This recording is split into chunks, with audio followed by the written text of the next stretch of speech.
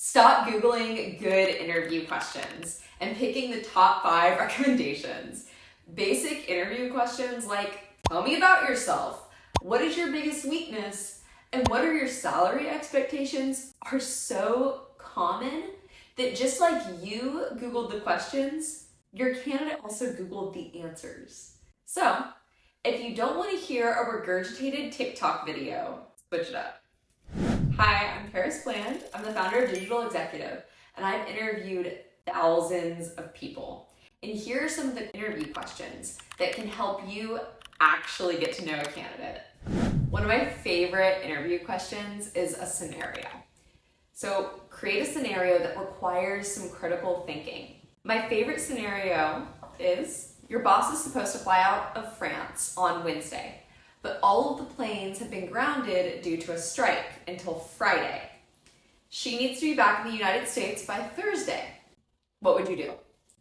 The correct answer is taking a train to a nearby city. But this will not only show creative problem-solving skills, but also the ability to overcome an obstacle. Another good interview question is, can you give me an example of a time that you solved a problem before it became a larger issue? And I love this question because it genuinely shows what type of employee somebody is going to be. And is their idea of problem solving just part of the basic expectation of the position, or are they actually going above and beyond and using some critical thinking? A common bad answer I get to this question is people will say that they spotted an error on a report and corrected it. But in reality, that's just completing a basic part of the job. That's why they were hired, to check the report over. You're supposed to catch mistakes. Versus, I was interviewing someone for an executive assistant position once, and she was working as a travel agent at the time. So when I asked her this question, she told me a wild story. She had a client miss a flight, and the guy was super upset. He called her crying and very, very distraught. So she tried calling the airline, could not get them on the phone. Instead of just waiting around or telling the client, who was clearly in distress, that she couldn't do anything, she actually drove to the airport to talk directly to a gate agent. They ended up getting the guy rebooked on a flight later that day with no extra cost. And I ended up hiring her. She's a great hire. She completely and consistently goes above and beyond. Another great question is, in your own words, can you tell me what you think your day-to-day would look like if you were to get this position? This question tells you how much research somebody did before they actually sat down for the interview, not only for the role, but also for the company. And if somebody wants the job, they'll research it. This is also a reflection on how much work they will put into assigned tasks once they're actually hired.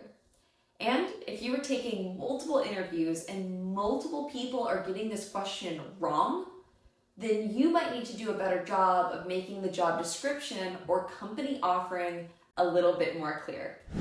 This might seem like a basic interview question, but you should definitely ask, why did you apply to this position? And I love this question because it allows people to go one of two ways.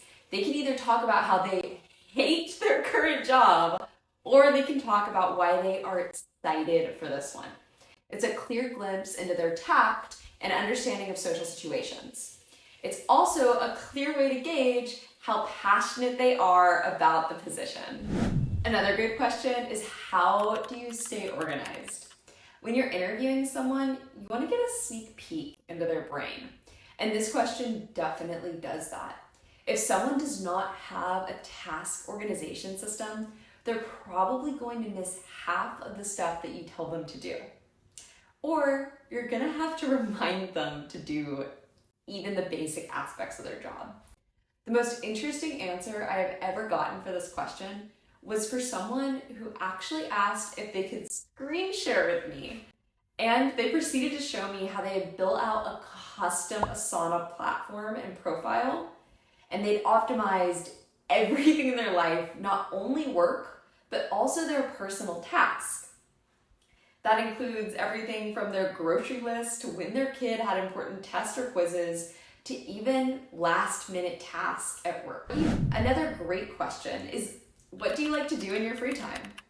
Or tell me a little bit about yourself as a person. This is a self-explanatory question, and you need to figure out if someone is a culture fit. It's super important. And I actually don't know why this isn't a commonly suggested interview question. There are also certain jobs you might want someone who is more introverted versus someone who's more extroverted. For example, one time I had to fill a job that required someone to work weekends. And during an interview, I asked a candidate what he liked to do in his free time. He said he liked to hang out with his friends and play soccer. We ended up hiring him even though I had some reservations because he was incredibly qualified for the position. But he quit within the first month. He didn't want to work weekends. He wanted to hang out with his friends and play soccer on the weekends. And for the next hire, we found someone who said that he liked to woodwork and play video games in his free time. He was much more introverted and ended up being a much better culture fit. In fact, he's still in that position today. I hope these were helpful. Happy interviewing. I'm Paris Bland. I'm the founder of Digital Executive. We help US-based companies hire in South America. If you want to get connected, drop us a message.